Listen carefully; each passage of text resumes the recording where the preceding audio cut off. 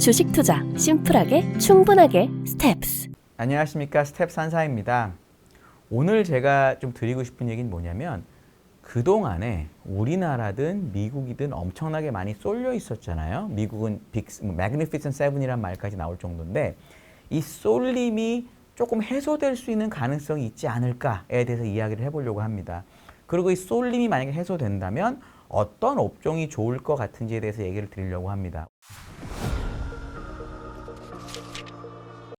오늘 제가 어떤 특정한 업종 하나 간단히 말할 거고요. 그리고 다음 주에 저희 강제구연건이 나와서 또 다른 업종 이야기를 할 예정입니다.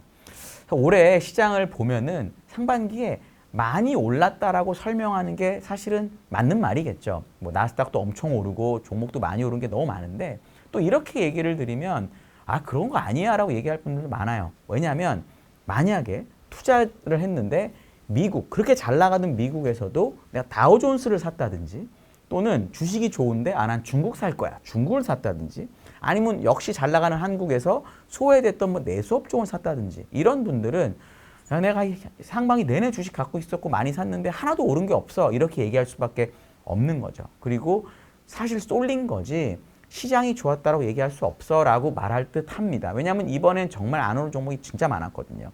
그래서 저는 어떻게 생각하냐면 이런 식의 쏠림이 엄청나게 심했었는데 이런 식의 쏠림이 완화될 수 있는 상황이 7월하고 8월에 오지 않을까라고 저는 생각을 합니다. 그 7월하고 8월에 쏠림이 완화될 수 있다는 점을 제가 이제 설명을 한번 드려보려고 해요.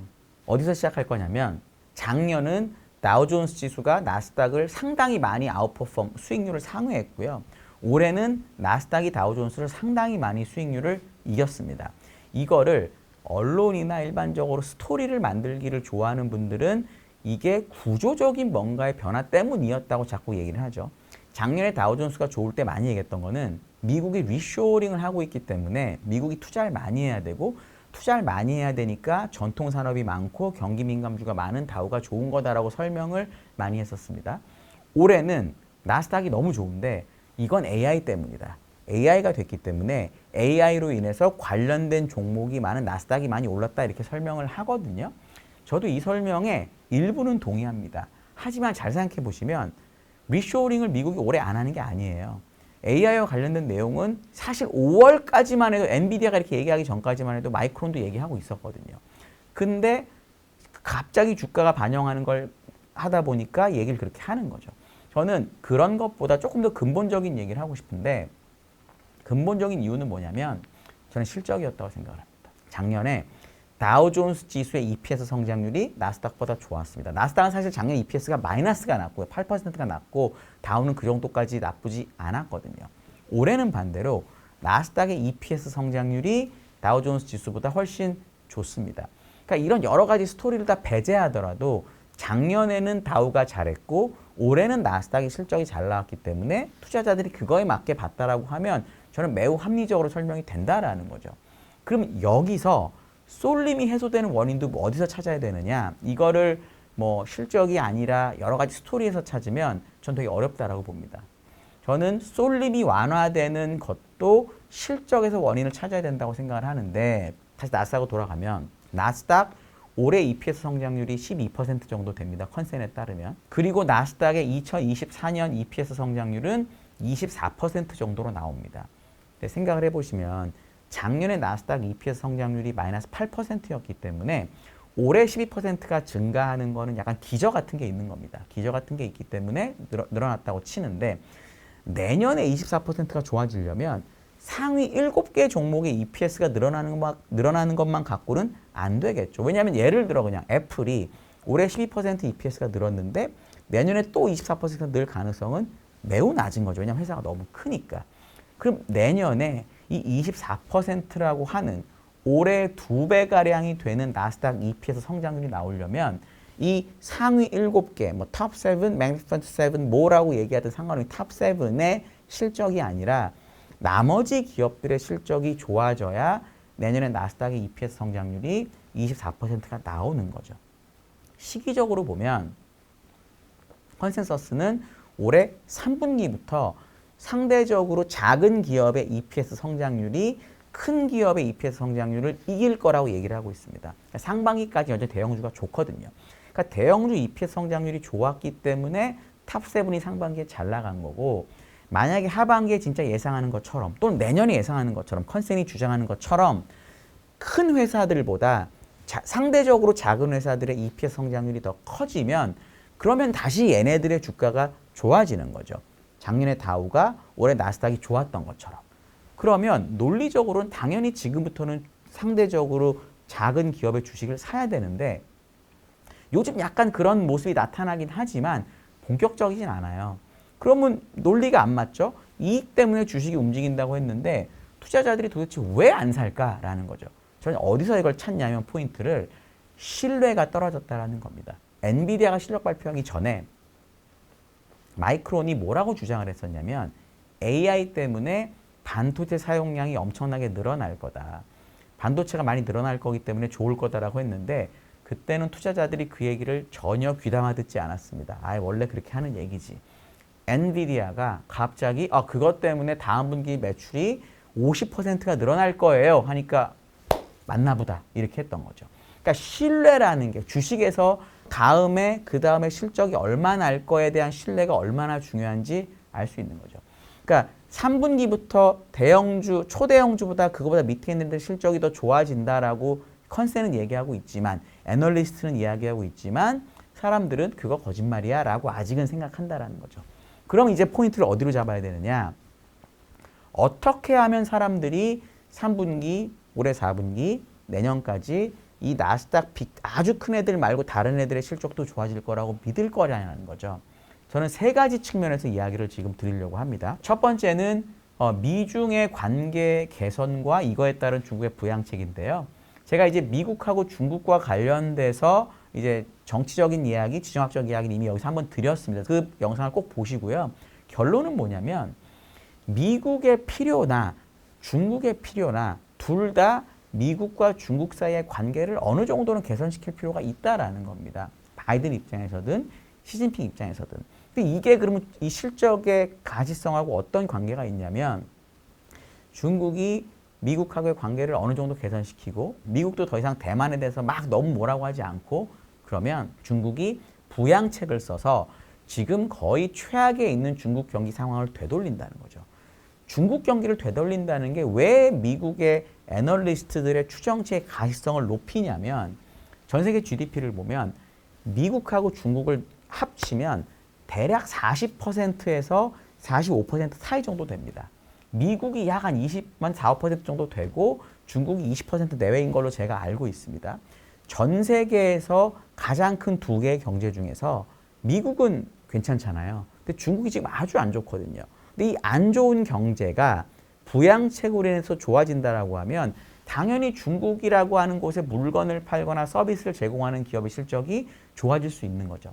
그러니까 전체적인 매크로 차원에서 보더라도 중국이 경제를 부양책을 쓰면 결국은 실적 가시성이 좋아지는 거고요.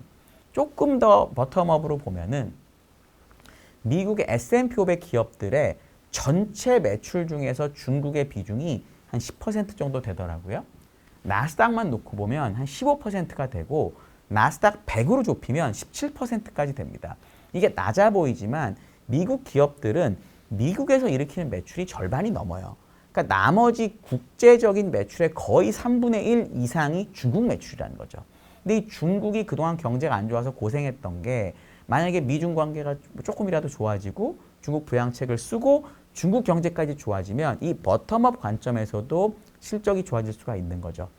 요것 때문에 이 상대적으로 작은 기업의 실적 가시성이 높아지게 되면 사람들이 정말 3분기부터는 또는 내년부터는 이 탑7이 아닌 나머지 기업들의 실적도 좋아질 거다라고 좀 믿을 수 있을 것 같습니다. 두 번째는 결국은 미국의 이제 긴축과 관련된 부분인데요. 올해 FOMC가 4번 정도 남아 있습니다. 4번 정도 남아 있는데 현재 점도표에 따르면 2번을 금리를 올려야 됩니다. 근데 내년에 대선이 있기 때문에 11월하고 12월에는 금리를 올리기 어렵다라고 저는 봅니다. 그럼 결국 금리를 올린다면 7월, 9월에 빨리 올려야 되는데 7월, 9월에 금리를 올리고 나면 5.75%가 되거든요. 근데 내년까지 점도표를 보면 4.5%까지 금리를 낮춰야 됩니다. 그럼 내년에 총 FOMC가 8번이 있는데 중요한 거는 11월하고 12월 FOMC는 미국 대선 이후거나 뭐 금방입니다. 그러니까 사실 6번의 금리를 다 내려야 돼요. 근데 5.75에서 4.5까지 내리려면 5번을 내려야 되거든요. 그러면 1월을 제외하고 3월부터 바로 내리기 시작해야 됩니다. 근데 7월하고 9월에 금리를 올리고 나면 11월에 동결한다는 얘기잖아요. 그럼 11월에 동결하면 11, 12, 1, 2, 4달 만에 바로 금리를 내려야 되는 건데 미국 역사를 보면 금융 이런 관련 역사를 보면 이렇게 급격하게 금리를 내렸던 경우는 아주 큰 일이 벌어져야 됩니다. 뭐 리만, 코로나, IT 버블 뭐 이런 거거든요. 근데 지금 내년 상황을 보면 그 정도로 나빠질 것 같지는 않으니까 결국 제 생각에는 금리를 올리더라도 요번 7월에 한 번 정도 올리고 끝낼 거다. 그러면 내년에 5번이 아니고 4번만 내리면 되고 그럼 6월부터 내리기 시작해도 충분하거든요. 그러면 9월 동결하고 9, 10, 11, 12, 1, 2, 3, 4, 5 거의 8, 9개월 정도를 쉬었다 금리를 내릴 수가 있는데 2018년에도 마지막에 금리를 올리고 8개월인가 있다 금리 인하를 시작을 했었습니다. 그러니까 이 정도는 충분히 가능한 간격이거든요. 그래서 저는 이제는 금리가 안 오르거나 한 번 올리는 거라고 저는 본다라는 거죠. 그러면 한 번 올리든 안 올리든 긴축은 거의 끝난 겁니다. 금리 관점에서 보면. 그런데 역사적으로 긴축, 금리 인상이 끝나기 전 한 분기 정도 전에 어떤 일이 벌어지느냐. 나스닥의 동일가중 지수가 있습니다. 그런 ETF도 있는데 이 나스닥의 동일가중 ETF가 나스닥보다 수익률이 좋은 현상이 긴축이 끝나기 전에 그리고 금리 인하하기 전 요 기간 동안 일어납니다. 그러니까 그게 제 예상대로라면 한 8, 9개월 되는 거죠. 그 기간 동안에는 이 초대형 나스닥 기업보다는 나스닥 100 안에 있는 그거보다는 작은 기업들의 수익률이 좋을 수 있다라는 거죠. 그러니까 아까 중국의 부양책이 실적 가능성을 높이고 거기에 이 긴축이 끝나는 게 매크로적으로 상대적으로 작은 종목에 도움을 준다면 저는 지금까지 있었던 이 7개 종목에 대한 쏠림이 완화될 수 있다라고 생각을 합니다. 세 번째는 단기적인 얘기인데요. 실적 뭐 좋을 수 있고 나쁠 수 있는데 이게 진짜 단기적으로도 괜찮은지에 대해서 걱정이 되잖아요. 저도 모르죠. 애널리스트들 맨날 실적 틀리는데 제가 어떻게 알겠습니까? 근데 하나의 근거를 드리고 싶어서 말씀을 드리는데 어도비라는 기업의 실적이 있거든요. 어도비는 3월부터 5월까지 실적 발표를 벌써 했고 6월부터 8월까지의 실적 가이던스를 줬습니다. 3월, 5월까지 실적 좋고요. 8월까지 가이던스도 매우 괜찮습니다. 중요한 건 어도비의 실적하고 나스닥의 실적의 상관관계가 매우 높습니다. 인과관계인지는 저도 모르겠는데요. 상관계수는 매우 높거든요. 그러니까 어도비의 실적이 좋으면 나스닥의 실적이 좋았던 경향이 있었다는 겁니다. 이번에도 맞으면 어도비가 8월까지는 실적이 좋다라고 주장하잖아요. 그럼 9월까지도 괜찮은 거죠. 한 달 만에 변하지 않을 거니까. 그러면 단기적으로 일단은 9월까지의 나스닥 실적이 나쁘지 않을 거라는 거죠. 그럼 아까 제가 모두 얘기 드렸던 대로 3분기부터 아주 큰 기업들보다 그거보다 조금 작은 기업들의 실적 성장률이 좋다라고 했는데 만약에 나스닥 실적이 3분기에 괜찮다는 게 확인이 되면 이 논리가 딱 맞아떨어지는 거죠. 그래서 단기적으로 보면 이 어도비의 실적이 나스닥이 3분기까지 괜찮다라는 증거가 되지 않을까라고 저는 기대를 해봅니다. 이런 이유들 때문에 저는 쏠림이 완화될 수 있다고 믿는데 그럼 과연 어떤 업종이 좋을까라는 거죠. 저희가 보기에는 바이오를 한번 보면 어떨까 생각이 듭니다. 바이오가 사실 주식이 정말 안 좋았어요. 특히나 지금 나스닥 지수가 재작년 4월 정도랑 지수가 비슷하거나 조금 높은데 그 기간 동안 바이오가 상당히 주식이 많이 빠졌습니다. 뭐 이유는 여러 가지가 있었겠죠. 근데 제가 보기에는 긴축이 강했고 중소형주가 안 됐던 게 가장 큰 이유였다라고 봐요. 그러니까 이게 만약에 해소되는 그림이 나온다면 역사적으로도 항상 중소형주랑 같이 움직였거든요. 그런 관점이라면 가능하다라는 게 첫 번째고요. 펀더멘탈로만 보면 바이오의 가장 큰 문제는 현금이 없을 것 같다라는 고정관념이 있어요. 그래서 금리가 높으면 이자 비용이 많아지고 이렇게 되는데 미국의 바이오 기업들은 현재 현금을 얼마나 갖고 있냐면 전체적으로만 보면 이 바이오 인덱스에 들어있는 종목을 보면 대략 2년치 현금을 가지고 있습니다. 그러니까 2년 동안 손실을 내더라도 회사가 버틸 수 있다는 거죠. 그리고 EV 세일즈라고 그래가지고 EV 매출액 기준으로 보면 올해 내년에 역사상 거의 최저점까지 밸류에이션 떨어지는데 올해하고 내년 매출 증가율이 확대가 됩니다.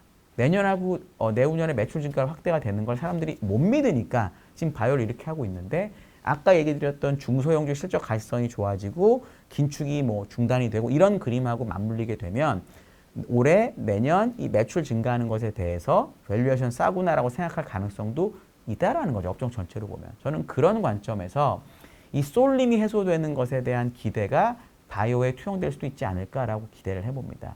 그리고 만약에 바이오는 너무 어렵고 힘들다고 하시면 그냥 나스닥에서 동일 가중으로 해놓은 ETF가 있거든요. 그게 QQQE라는 ETF인데 이런 걸 가지고 쏠림을 대응하는 방법도 있다라고 저는 생각을 합니다.